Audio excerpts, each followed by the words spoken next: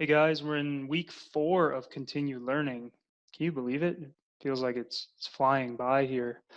I hope you enjoyed the introduction to government lesson from last week that Mr. Foster gave you, and hopefully we enjoyed the current events from last week as well. We are going to be continuing down that path this week.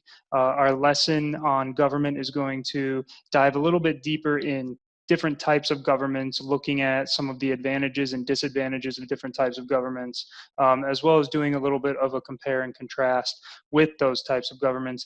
And you will also have a current event again this week. I'm going to share my screen really quick to give you a reminder just where to find everything. So on our website for this lesson, click here for the video lesson. That's what you're watching right now. We have a handout for you as well as a PowerPoint for you. There is an activity that you guys will do on your own towards the end of the lesson. I've also included the answer document for that. So after you finish the activity, check your answers with what we've got on the answer document just to see if we're on the right track. And then lastly, as always, please fill out the Google survey, giving us a good idea of where you are with different types of governments.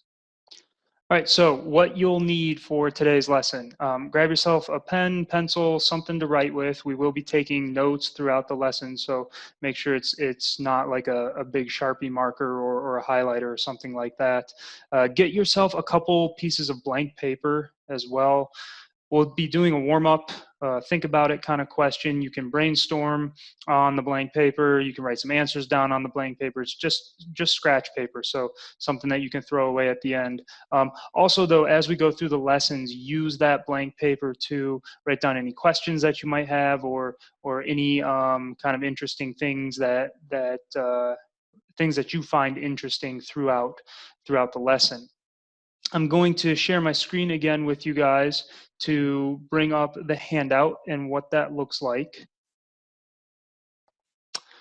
So if you've downloaded this from our website, we've got our Government Lesson 2 handout, a further look into types of government. You'll see there are 4 types of government on the front page here. As we continue to scroll down, you've got your big idea card, the word cards, and we'll go through all of these within the lesson.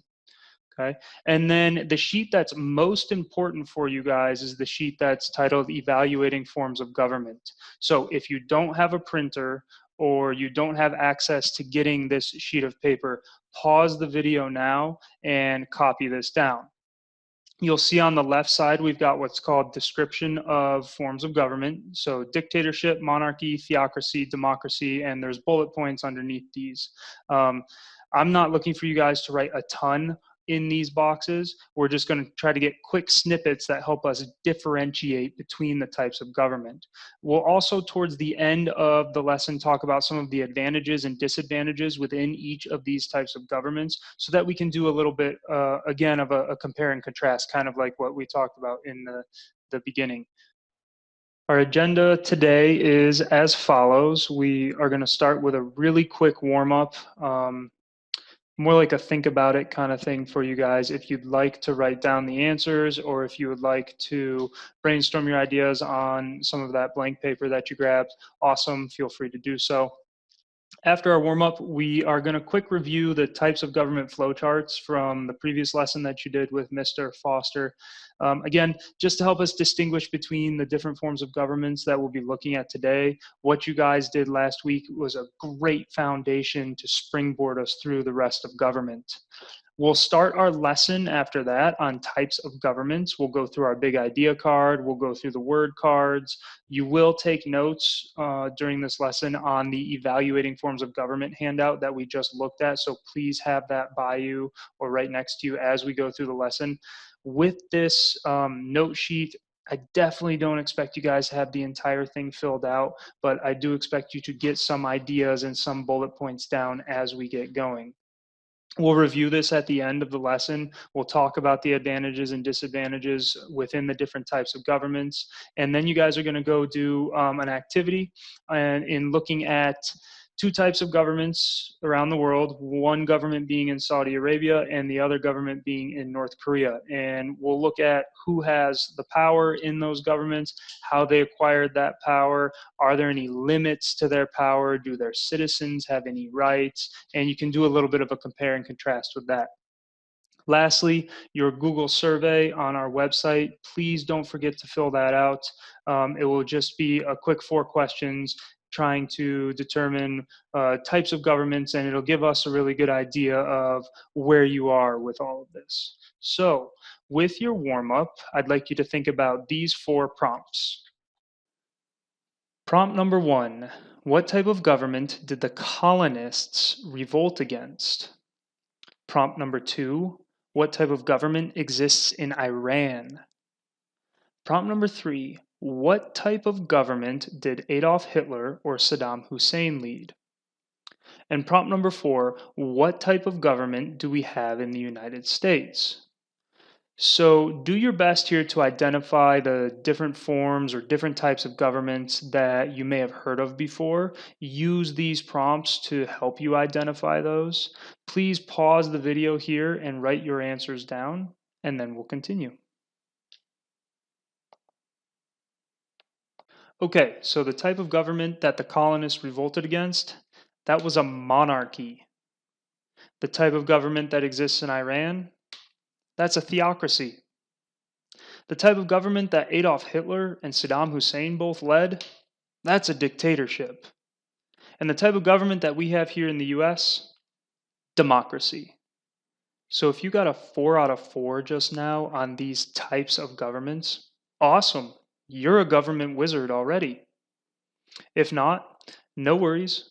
You will be a government wizard by the end of the lesson. So let's quickly take a look at the flowchart from last week's lesson, Forms of Government. Mr. Foster went through this with you guys. We looked at who holds the power or who is sovereign. How do leaders get or keep their power? What limits are there on power? And do citizens have rights?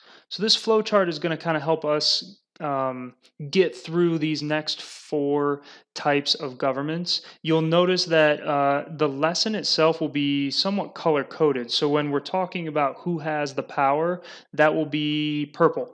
When we're talking about how leaders got their power, how they keep their power, that will be blue. The limits to power or the leader's power, that will be green. And then lastly, when we talk about citizens' rights, we'll be looking at things in red. Let's go ahead and get out our handout. You guys can follow along with me. If you don't have a printed out handout, no worries. Again, just make sure you've got a copy of our notes sheet on the different forms of government. So you'll see on the front page of the handout, we do have 4 types of governments that we'll be looking at today: a dictatorship, a monarchy, a theocracy, and a democracy. Flip open to the big idea card.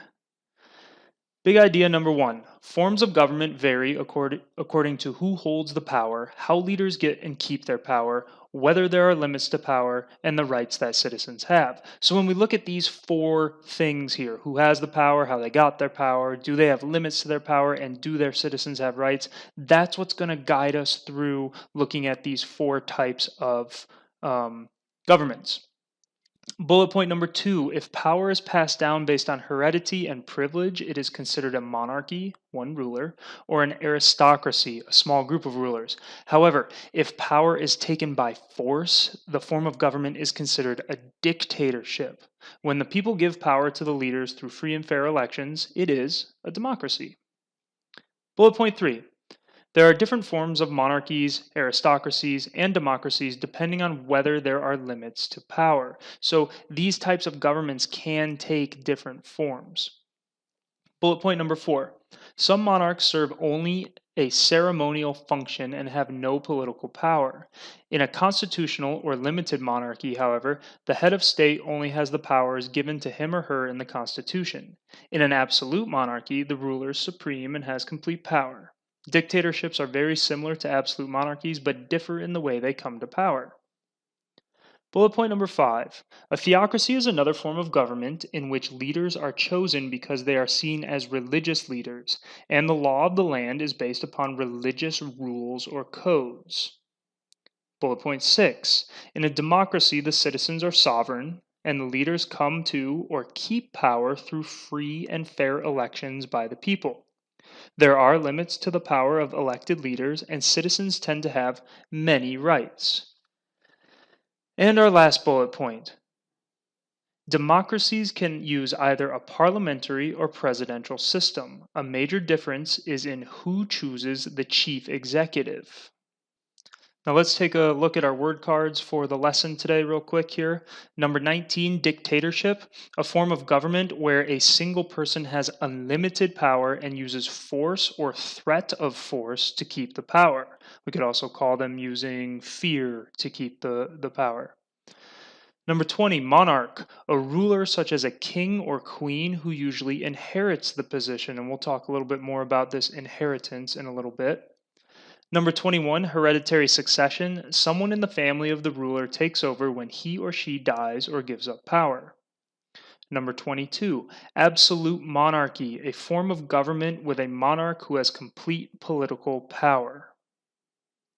Number 23, on the other side, we have a constitutional monarchy, a form of government where a constitution limits the monarch's power and guarantees citizens some rights. Number 24, theocracy, a form of government in which a country is ruled by religious leaders. Number 25, and this one should be familiar to us, the presidential system, a form of democracy where citizens elect both a legislature and an executive. Number 26, parliamentary system, a form of democracy where citizens elect a legislature and the executive is then selected by the legislature. And again, we'll talk about the difference between the presidential and parliamentary systems here in just a couple minutes. Okay, so before we actually get into the meat of the lesson, one thing that I'd really like to point out to you guys here is we'll be looking at 4 different types of governments: dictatorship, monarchy, theocracy, and democracy.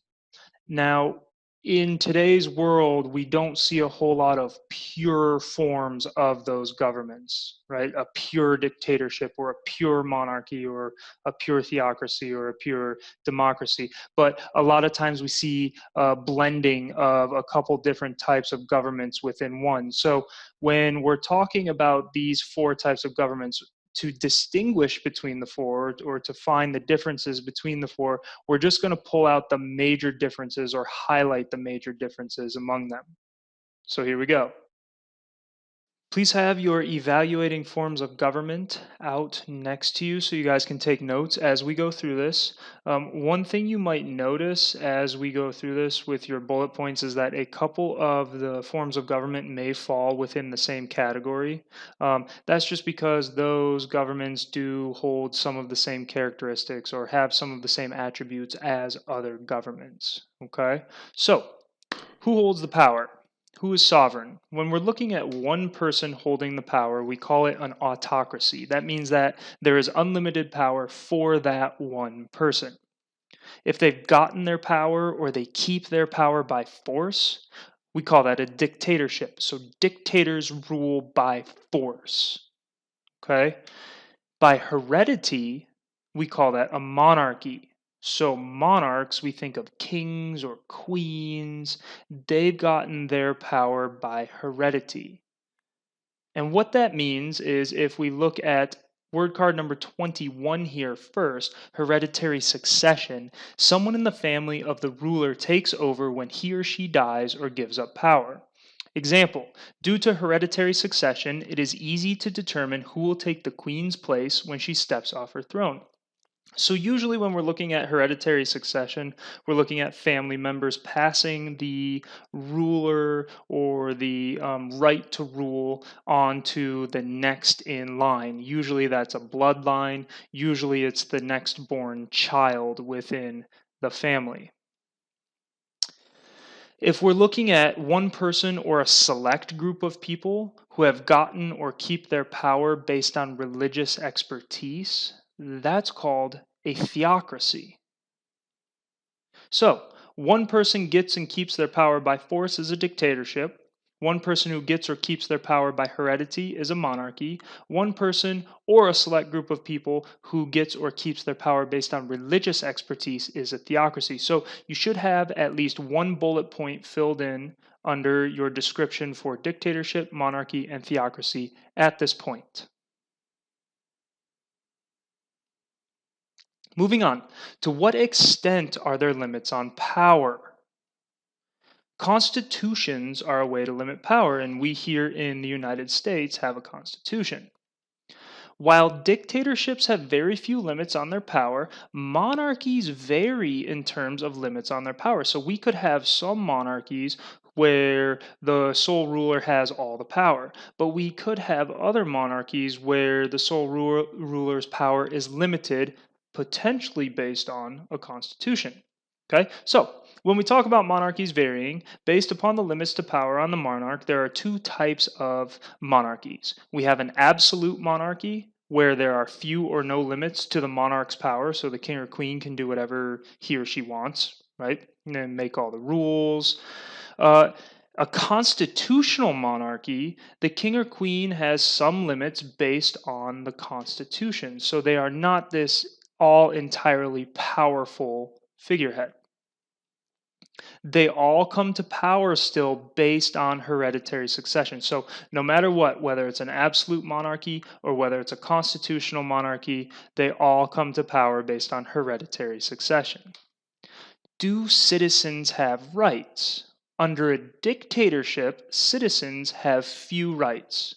And that makes sense because we have one ruler making all the rules, making all the laws as he or she sees fit. Whereas a monarchy, they can vary in terms of the rights citizens have.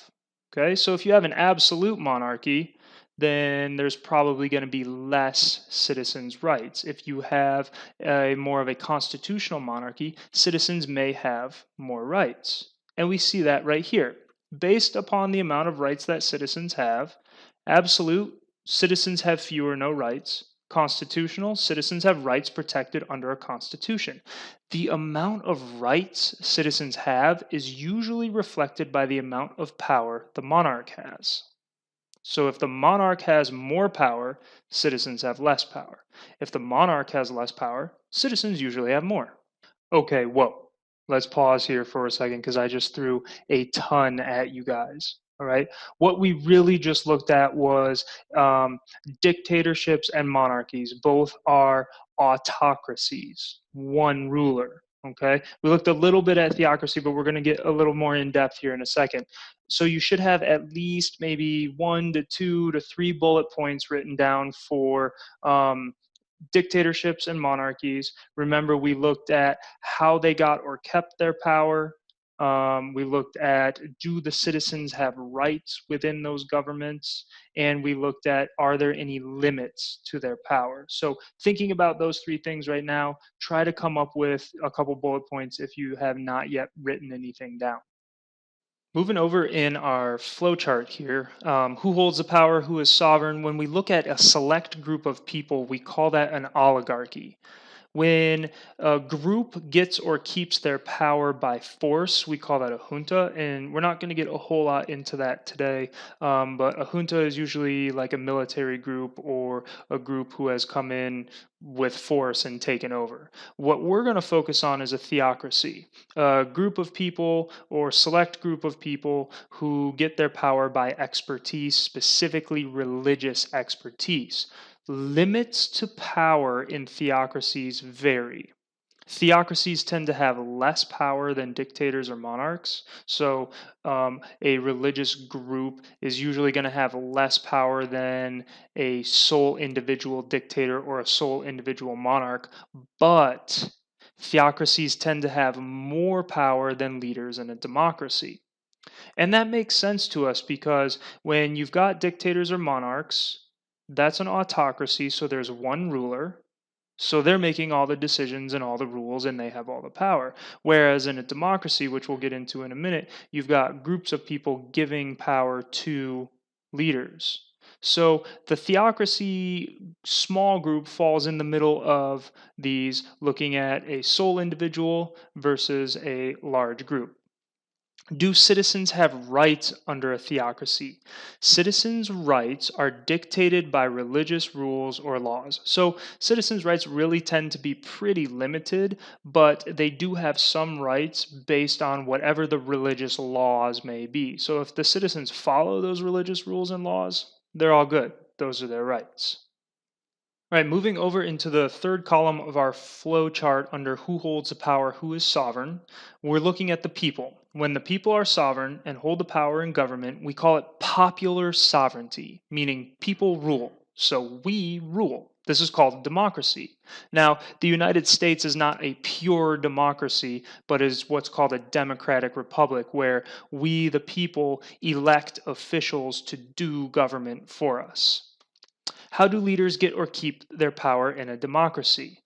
Through free and fair elections. So, what does free mean? What does fair mean? Well, our elections here in a democracy, they are literally free. Like, it doesn't cost you any money to go vote. You just have to be 18. More importantly, though, the free idea is that voters are free from intimidation while voting or free to express their viewpoints through voting. What does fair mean? It's not a rigged election. Okay, so our elections have to follow this free and fair idea. To what extent are there limits on power in a democracy? Well, we've got an article, a piece of paper here that our entire government is founded upon, right? The United States Constitution. So, the US Constitution limits power by delegating only specific powers to the federal government and reserving the rest for the state and the people, separating the legislative, executive, and judicial powers. So, we've got our three branches of government, providing checks and balances to power so each of those branches can check and balance each other out so one branch doesn't get more power than the other, establishing the rule of law, and through the Bill of Rights that guarantees specific rights to citizens. Think of the first 10 amendments, right? The one we probably know the best is the freedom of speech. Okay, and freedom of religion, freedom of press, by having free and fair elections. Okay, so do citizens have rights? Under a democracy, citizens' rights are limited by the protection of individual rights, again, such as the Bill of Rights, including those of minorities. Protected because the government has only delegated powers. It only has the powers that the people give it, right? We vote on pretty much everything in this country. Okay, so we are giving our power through voting. In the United States, specific rights are protected. They are spelled out specifically in a document, such as our Bill of Rights. Democracies can take two forms. So there's two different types of democracies. We have the presidential democracy, which we see here in the United States, and we have the parliamentary, which we see in Great Britain. Now, the differences here are small, but we see them mostly with power. Okay, so in a presidential democracy, citizens elect legislature and elect our executive. So we elect the people in the legislature, we elect our people to Congress, House of Representatives, and then on the flip side, our executive, the president, we elect that person as well. We call this the separation of powers. In a parliamentary, citizens elect the legislature, and then the legislature selects the executive or prime minister. We call this the joining of powers. So we can see the two kind of laid out here, separation of powers versus joining of powers. Differences. Executive officer comes to power differently, right? Again, in a presidential, it's voted on by the citizens. In a parliamentary, it's selected by parliament. These are still both democracies. Control over the executive differs. The people can replace the president through the regular election cycle every 4 years. In the parliament, though, the parliament can replace them at any time after casting a no confidence vote, meaning they just have no confidence in the prime minister anymore. Lastly, speed of legislation differs when legislative and executive branches disagree. In a presidential democracy, because our powers are so separated, we usually result in gridlock. So if two branches disagree, right, or if, let's say, the House and Congress disagree, we just have gridlock and nothing gets done. In parliamentary, due to the power of the parliament over the prime minister, the executive leader tends to be more cooperative with parliament, right? Again, they can do that no confidence, they can cast that no confidence vote. So it makes it easier to pass laws more quickly or just replace the prime minister. Okay, so information overload there, right? Lots going on with democracy.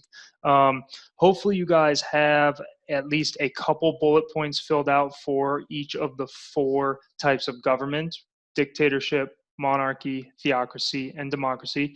Take a quick couple minutes or so to just review some of your bullet points. We're going to do a little activity here before we get into wrapping up the lesson and the final parts of the lesson. So here we go.